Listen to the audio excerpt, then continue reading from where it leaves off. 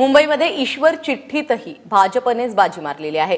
दोनदा मतमोजणी करून मुंबईच्या वॉर्ड क्रमांक 220 मध्ये भाजपचे अतुल शहा आणि शिवसेनेच्या सुरेंद्र बागलकर यांना 5946 अशी समान मतं मिळाली। त्यामुळे शहा आणि बागलकर यांच्यामध्ये टाय झाल्याने ईश्वर चिठ्ठी काढण्याचा निर्णय घेण्यात आला। ही ईश्वर चिठ्ठी एका मुलीच्या हाताने काढण्यात आली।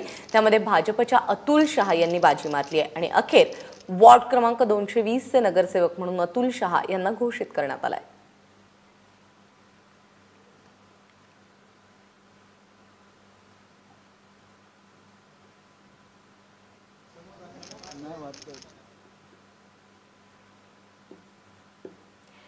तर ईश्वर चिठ्ठीमधून भाजपचे विजयी झालेले उमेदवार अतुल शहा यांनी काय दिलेली आहे प्रतिक्रिया विजयानंतर आपण पाहूया।